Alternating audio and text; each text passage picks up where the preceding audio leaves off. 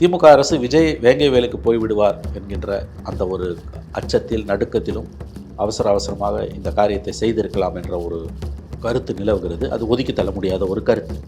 அதே மாதிரி உயர்நீதிமன்றத்தில் சிபிஐ விசாரணை கூட இந்த வழக்கு தொடர்ந்து வந்து கொண்டே இருந்தது. அதிலிருந்தும் தப்புவதற்கு இப்படிப்பட்ட காரியத்தை அவர்கள் செய்திருக்கலாம் என்பதுதான் பரவலாக இருக்கக்கூடிய ஒரு கருத்தோட்டமாக இருக்கிறது. நம்முடைய ரவிக்குமார், விசிகே எம்பி ரவிக்குமார் ஒரு வார இதழில், மாத இதழில், பத்திரிகையில் எழுதியிருக்கக்கூடிய ஒரு கட்டுரையில் சொன்ன தகவல் கரெக்டாக சரியாக சம்மரைஸ் பண்ணது. இது வேங்கை வயல் குடிநீர் தொட்டியில் மிதக்கும் நீதியின் சடலம். அவர்கள் தண்டிக்கப்பட்டார்கள் என்றால் எவ்வளோ பெரிய துரோகம் அது, அந்த மக்களுக்கு இழைக்கப்படுகிற எவ்வளோ பெரிய கொடுமை அது. அதனால தான் அவர்கள் சொல்கிறார், இந்த குற்றத்தை நாங்கள் செஞ்சோன்னு எங்கள் மேலே குற்றம் சுமத்துறதை எங்களை கொண்டுடுங்கன்றாங்க அவங்க. அது எவ்வளோ பெரிய தண்டனை அந்த மக்களுக்கு. ஆல்ரெடி தமிழ்நாட்டில் தலித்துகளுக்கு எதிரான கொடுமைகள் நாளுக்கு நாள் அதிகரித்து வருகின்றன, நாளும் பொழுதும் அதிகரித்து வருகின்றன. உடனே யூபியை பார், மத்திய பிரதேஷ் பார், ராஜஸ்தானை பாருன்னு கதை அழைப்பாங்க. இங்கே பார், நீ தமிழ்நாட்டை பார். முதல்ல திராவிட மாடல் ஆட்சியில் எப்படி இதெல்லாம் நடக்கும் சொன்னல. மோடி கவர்மெண்ட் அடிவொற்றி ஸ்டாலின் கவர்மெண்ட் நடந்து கொண்டிருக்கிறது என்பதற்கு பல உதாரணங்களில் ஒன்று வேங்கை வயல் இன்சிடென்ட்டில் குற்றப்பத்திரிகை தாக்கல் செய்யப்பட்ட பிறகு அந்த பகுதிக்குள் வேறு எவரையும் போக விடாமல் தடுப்பது. அதை ஏன் செய்றீங்க?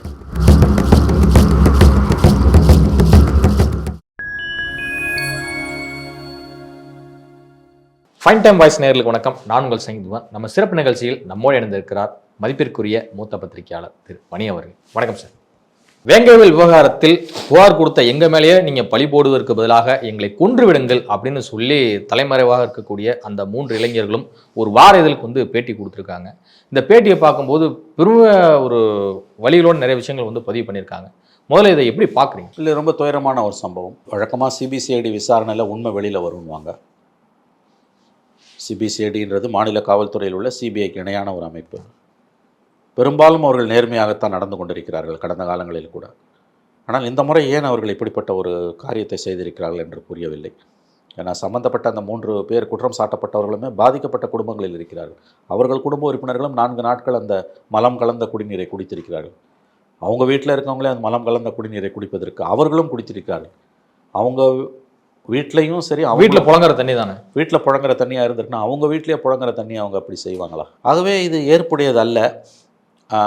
தொழில் முறையிலான ப்ரொஃபஷனலிசம்னுவாங்க, தொழில் முறையிலான நேர்மைக்கு பெயர் போன சிபிசிஐடிக்கு ஏன் இந்த தடுமாற்றம் என்று புரியவில்லை. யாரை காப்பாற்ற இத்தகைய ஒரு காரியத்தை அவர்கள் செய்திருக்கிறார்கள். ரொம்ப தவறான, வேதனையான, மிக மிக மோசமான ஒரு அணுகுமுறை என்று தான் நான் பார்க்கிறேன்.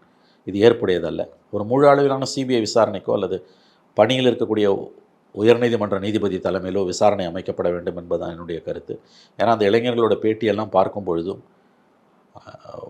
வேறு சில தகவல்களின் அடிப்படையில் பார்க்கும்பொழுதும் இந்த குற்றப்பத்திரிகை ஏற்புடையதல்ல.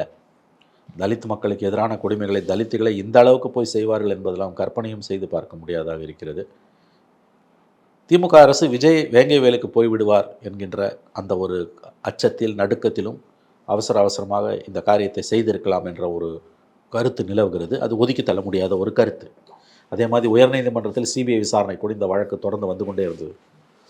அதிலிருந்தும் தப்புவதற்கு இப்படிப்பட்ட காரியத்தை அவர்கள் செய்திருக்கலாம் என்பதுதான் பரவலாக இருக்கக்கூடிய ஒரு கருத்தோட்டமாக இருக்கிறது. தலித் மக்கள் மத்தியில் மிகப்பெரிய கொந்தளிப்பை இது ஏற்படுத்தி இருக்கிறது.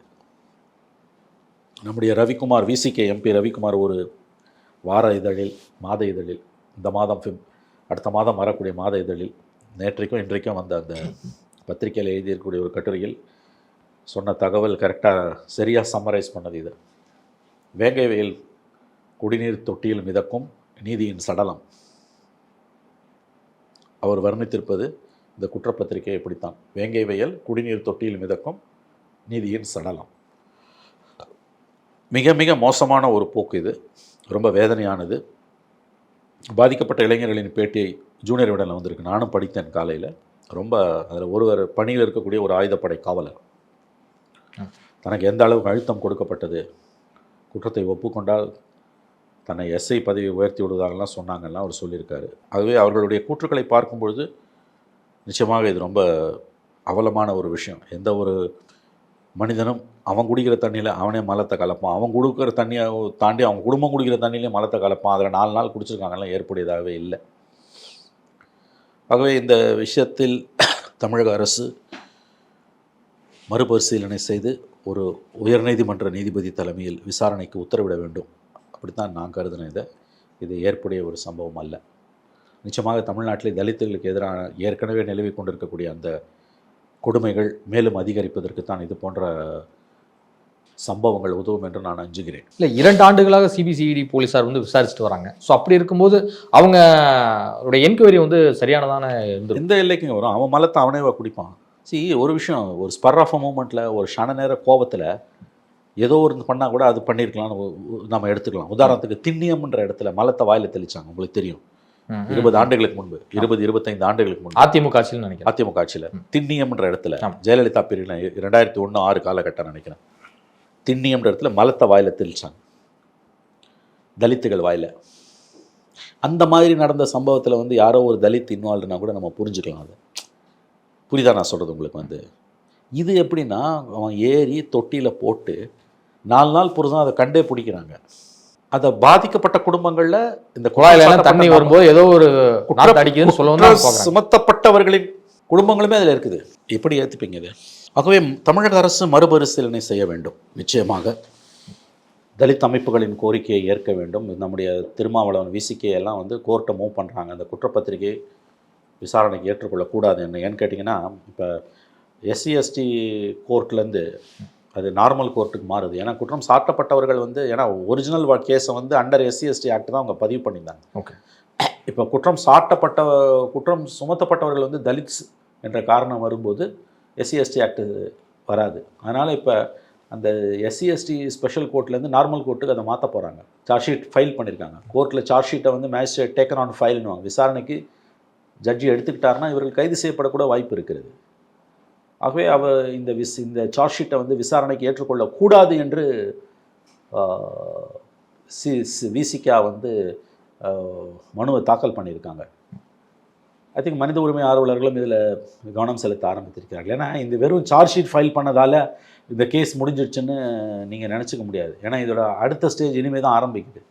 வழக்கு விசாரணைக்கு இவர்களை உட்படுத்தும் பொழுது ஏற்கனவே இந்த மாதிரி ஏற்றுக்கொள்ள முடியாத தரவுகளின் அடிப்படையில் நீங்கள் அவர்கள் மீது குற்றப்பத்திரிகை தாக்கல் செய்யும் பொழுது அவர்கள் தண்டிக்கப்பட்டார்கள் என்றால் எவ்வளோ பெரிய துரோகம் அது, அந்த மக்களுக்கு இழைக்கப்படுகிற எவ்வளோ பெரிய கொடுமை அது.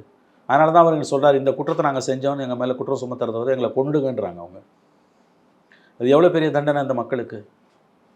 ஆல்ரெடி தமிழ்நாட்டில் தலித்துகளுக்கு எதிரான கொடுமைகள் நாளுக்கு நாள் அதிகரித்து வருகின்றன, நாளும் பொழுதும் அதிகரித்து வருகின்றன. உடனே யூபியை பார், மத்திய பிரதேச பார், ராஜஸ்தானை பாருன்னு கதை அழைப்பாங்க. இங்கே பார், நீ தமிழ்நாட்டை பார். முதல்ல திராவிட மாடல் ஆட்சியில் எப்படி இதெல்லாம் நடக்கும்? திராவிட மாடல் ஆட்சியில் நாளுக்கு நாள் தலித்துகளுக்கு எதிரான கொடுமைகள் அதிகரித்து வருகின்றன.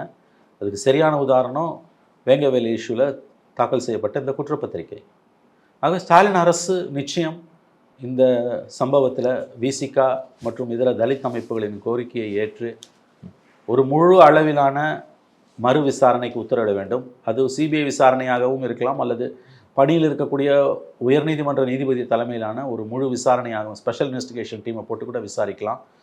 இந்த குற்றப்பத்திரிகையை ஸ்டாலின் அரசு நிராகரிக்க வேண்டும். அதுதான் வந்து தலித்துகளுக்கு government of Tamil Nadu Dravida model அரசு செய்யக்கூடிய ஒரு நன்மையாக இருக்கும் என்று நான் நம்புகிறேன். ஆனால் தமிழ்நாடு அரசு சார்பில் வந்து இந்த சிபிசிஐடி குற்றப்பத்திரிகை வெளியான பிறகு, அப்புறம் அந்த ஆடியோ வீடியோ எல்லாமே வெளியான பிறகு கடும் கண்டனங்கள் எல்லாம் வந்து பதிவு செஞ்சுட்டு வந்துருந்தாங்க. நிறைய பேர் இந்த சிபிசிஐடி விசாரணையை தவிர்த்துட்டு சிபிஐ விசாரணை வேணும் அப்படின்னு சொல்லிட்டு இருந்தாங்க. ஆனால் ஒரு நாள் கழித்து தமிழ்நாடு அரசு ஒரு தன்னிச்சையான ஒரு விளக்கம் கொடுக்குறாங்க. என்ன அப்படின்னா, தனிப்பட்ட பழிவாங்கலுக்காகவே இந்த செயல் திட்டமிட்டு நடத்தப்பட்டு இருக்கிறது, எனவே யாரும் வந்து தவறான தகவல்களை பரப்ப வேண்டாம் அப்படின்னு விளக்கம் கொடுக்குறாங்க. இல்லைங்க, அவங்களுடைய பின்னணி என்னவா இருக்கும்? இல்லை, அவங்க எதுக்கு அப்போ அப்படிப்பட்ட அறிக்கையை கொடுக்குறாங்க? யாரும் இதை பற்றி பேசாதீங்கன்னா எப்படி அரசு நியாயப்படுத்த முடியும்? இது வரைக்கும் எத்தனையோ அரசுகள் இருக்க போகுது. இந்த மாதிரி ஒரு சர்ச்சைக்குரிய விஷயத்தில் ஒரு குற்றப்பத்திரிகை தாக்கல் செய்யப்பட்டால் ஃபார் அண்ட் அகெயின்ஸ்ட் கருத்துக்கள் வரதான் செய்யும். ஓகே, அதை எதிர்த்தும் கருத்துக்கள் வரும், ஆதரிச்சும் கருத்துக்கள் வரும். ஆனால் நீங்கள் யாருமே எதிர்க்காதீங்கன்றது வாய்ப்பூட்டு போட விரும்புகிறதா இந்த அரசு? ஏன் பயப்படுறீங்களா? அப்போ நீங்கள் எதற்காக இந்த அறிக்கை? நீதிமன்றத்தில் நீங்கள் தாக்கல் பண்ணிட்டீங்க, நீதிமன்றம் முடிவு செய்ய போகுது. இல்லை அவங்க மேல்முறையீட்டுக்கு சுப்ரீம் கோர்ட்டுக்கு போகிறாங்க, அல்லது தமிழக அரசு நாளைக்கு மனம் மாறி விசாரணை உத்தரவிடலாம். எதுவுமே வந்து நிரந்தரம் கிடையாது. இதோட வழக்கு ஒன்றும் முடிஞ்சு போல. இந்த வழக்கில் வந்து மாறுபட்ட கருத்துக்கள் வரத்தான் செய்யும். யாரும் கருத்தே சொல்லாதீங்கன்னு அரசு எப்படி கேட்க முடியும்? அதாவது ஒரு நினைத்து பார்க்க முடியாத அவலம் நடந்திருக்குது. பாதிக்கப்பட்ட மக்களை நீங்கள் குற்றவாளி ஆக்குறீங்க, அப்போ எதிர்வினை இருக்கத்தான் செய்யும். 4 நாளுக்கு உண்ணாவிரத போராட்டம் இருந்திருக்காங்க. அந்த பகுதிக்குள்ள மக்களை போக விடாமல் நீங்கள் தடுக்கிறீங்க.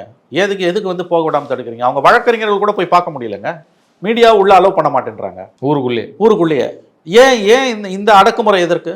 இந்தியாவுக்குள்ளே தானே அது இருக்குது. காஷ்மீரில் 370 நீக்கின பிறகு கிட்டத்தட்ட ஒரு வருஷம் எம்பிஎஸ், எதிர்க்கட்சி எம்பிஎஸ் கூட போக விடாமல் மோடி கவர்மெண்ட் தடுத்தது.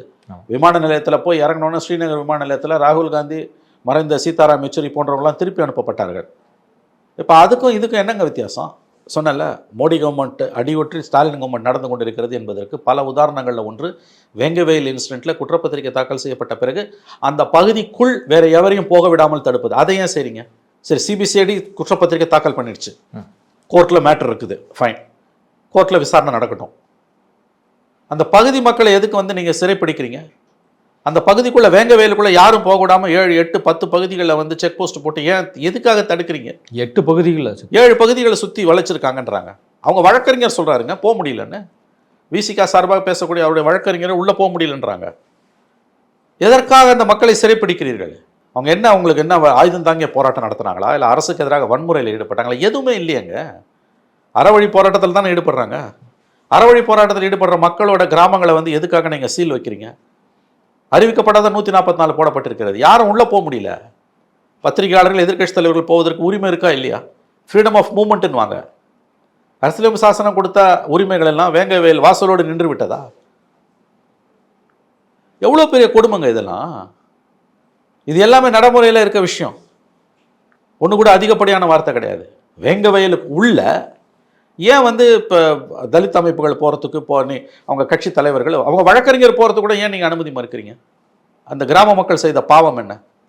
அவங்க ஏதோ வன்முறையில் ஈடுபட்டாங்க, வெடிகுண்டை வீசினான்னா கூட நீங்கள் ஒரு லாஜிக் உண்டு. அப்போ கூட நீ வந்து சீல் வைக்க முடியாது. வன்முறை துளியும் இல்லாமல் போராடக்கூடிய மக்களை சந்திப்பதற்கு வெளியிலிருந்து போகக்கூடியவர்கள் எதற்காக தடுக்கிறீர்கள்? இதை கேட்க நாதி இல்லையா உங்களுக்கு? இதெல்லாம் வந்து முழுக்க முழுக்க அடக்குமுறை ஏவி விடப்பட்டிருக்கிறது. குஜராத்தில் மோடி பண்ணது இது எல்லாமே. அவங்க முஸ்லீம்ஸுக்கு பண்ணாங்க, நீங்கள் தலித்துக்கு பண்ணுறீங்க. ரெண்டு ஒன்று தானே. சார்ஜ் ஷீட் போட்டாச்சு, அவன் போராடுறான், எங்கள் மக்களையே பாதிச்சிருக்காங்கன்னு. போராட்டு போட்டோம், என்ன இப்போ? அமைதி வழியில் தானே போராடுறான். அவன் உள்ளே யாரும் போகக்கூடாதுன்னு என்ன அர்த்தம் அது? அப்போ அரசு எதை பார்த்து அஞ்சுகிறது? எதற்காக இந்த கூட்டணி கட்சிகளும் மௌனமாக இருக்கின்றன? பாவக்கணக்கு ஏறிக்கொண்டிருக்கிறது. கூட்டணி கட்சிகளுக்கும் இந்த பாவக்கணக்கில் சரிசமமாக பங்கு இல்லாவிட்டாலும் ஓரளவாது பங்கு இவர்களுக்கு வந்து சேர்ந்து கொண்டிருக்கிறது. வேங்கவேலாம் அட்டுழியத்தின் உச்சங்க. இதெல்லாம் எடப்பாடி பிரிவில் நடந்ததுன்னா திமுக வானத்துக்கும் பூமிக்கும் குதிச்சிருக்கும். அமைதியாக இருக்காங்க எல்லாரும், எதுவுமே நடக்காத மாதிரி அமைதியாக இருக்காங்க. எல்லாரும் சைலண்ட்டாக இருக்காங்க. அங்கே மோடிக்கு சைலண்ட்டாக இருந்தாங்கல்ல. இந்த 11 வருஷமாக அங்கே என்ன நடக்குதோ இந்த 4 வருஷமாக அங்கே அது நடக்குது. ரெண்டுத்துக்கும் ஒன்றும் வித்தியாசம் கிடையாது.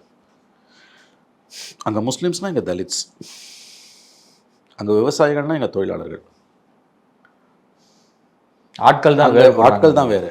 அங்கே எதிர்கட்சிகள்னால் இங்கே சொற்ப அளவில் இருக்கக்கூடிய எதிர்கட்சிகள் அல்லது கூட்டணி கட்சிக்குள்ளே இருந்து போராடக்கூடியவர்கள். அங்கேயும் மீடியா வந்து மோடிக்கு சாதகமாக இருக்குது, இங்கேயும் மீடியா ஸ்டாலினுக்கு சாதகமாக இருக்குது. அங்கேயும் எதிர்கட்சிகளின் குரல் வலி நெரிக்கப்படுது, இங்கே எதிர்கட்சியே இல்லை. அந்த ஒப்புமைகளை பார்த்தீங்கன்னா ஆங்கிலத்தில் சிமிலாரிட்டிஸ், ஒப்பு உவமைகளை பார்த்தீங்கன்னா அது அப்படியே உங்களை மெய்சில் இருக்க வைக்கும். த சிமிலாரிட்டிஸ் ஆர் ஸ்ட்ரைக்கிங்னுவாங்க ஆங்கிலத்தில். அப்படியே அங்கே நடக்கிறது மோடி கவர்மெண்ட்டில் இங்கே நடக்குது. வேங்கவேல்லாம் என்னங்க, எப்படி இந்த கவர்மெண்ட்டால் இப்படி ஒரு சார்ஜ் ஷீட் ஃபைல் பண்ண முடியுது? விஜய் எங்கே போயிடுவார்ன்ற ஒரே பயம் தானே. கேஸை கண்டுபிடிக்க முடியலன்னு சொல்லாங்க, தப்பு இல்லைங்க. சிபிஐ அந்த மாதிரி சில வழக்குகளை எங்களால் குற்றவாளியை கண்டுபிடிக்க முடியலன்னு க்ளோஷர் ரிப்போர்ட் கொடுத்துருக்கான். இருக்கு. சட்டத்தின் மாட்சிமை என்ன? 1000 குற்றவாளிகள் வெளியில் இருக்கலாம், ஒரு நிரபராதி உள்ளே இருக்கக்கூடாது. 1000 குற்றவாளி வெளியில் இருக்கலாம், ஒரு நிரபராதி உள்ளே இருக்கக்கூடாது. இதுதான் சட்டத்தின் மாட்சிமை. அதுதான் இந்திய சட்டங்களின் மாட்சிமை அடிப்படை. பாதிக்கப்படுறவனே குற்றவாளி ஆக்குறது சில வழக்குகள் நடக்கும். இந்த மாதிரி வழக்கில் நான் நினச்சே பார்க்க முடியாது. அழுகுறான்ல அவன், இதுக்கு பதில் என்ன கொண்டுடுன்றான்ல. அந்த குடி தண்ணீரை 4 நாள் அந்த குடும்பம் குடிச்சிருக்கு. அவன் அப்பா, அம்மா, அவன் அக்கா, தங்க குடிச்சிருக்காங்க, அவங்க அம்மா குடிச்சிருக்காங்க. நினச்சி பாருங்கள், ஒரு கேடு கட்டவன் கூட அந்த காரியத்தை செய்வான். அவன் என்ன பண்ணுவான், கலந்துட்டு குடும்பத்தோடு ஓடிடுவான். ஒரு வேலை அப்படி நடந்து அதில் தான் மாட்டிப்பான். கிராஸ் என்கொயரி வரும், மாட்டிப்பான். நீ ஏன்டா ஓடனேன்னு. அந்த குடும்பமாக அந்த நீரை பருகிருக்கு, பயன்படுத்தியிருக்கு. இவ்வளோ நாளாக சட்ட போராட்டம் எப்படி அது நடக்கும்? விஷத்தை விட மோசம் இல்லை. விஷம் கூட இன்ஸ்டன்ட் டெத்து. அப்படியே குடிச்சிட்டே 4 நாள் இருப்பானா? இவனே போய் போடுவானா? இவனே குடிப்பானானா? புழுகிறது ஒரு அளவு இல்லை. திராவிட மாடல் அரசு. மதுரை அரித்தாப்பட்டியில் டங்ஸ்டன் சுரங்கம் அமைக்க எடுப்பு தெரிவித்து மக்கள் கடுமையாக போராட்டத்தை முன்னெடுத்தாங்க. பெரிய போராட்டம்லாம் பார்த்தப்ப எல்லாருமே இந்தியா முழுக்க ஒரு பிரபலமான ஒரு போராட்டமாக முன்னெடுத்தாங்க. ஸோ இதாகவே கருத்தில் கொண்டு மத்திய அரசும் நான் வந்து ரத்து பண்ணுறோம் அப்படின்னு சொல்லிடுச்சு.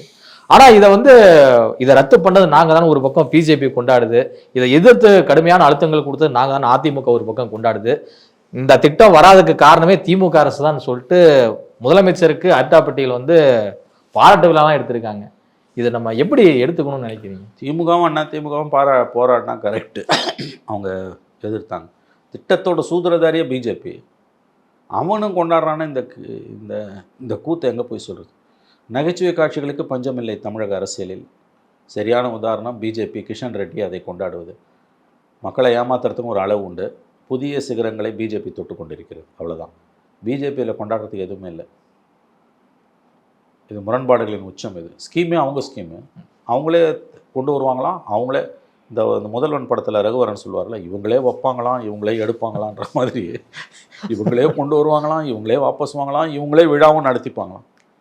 நான் ஸ்டாப் காமெடி ஓடிட்டு இருக்கு தமிழ்நாடு பாலிடிக்ஸில். அப்படிதான் அது எடுத்து.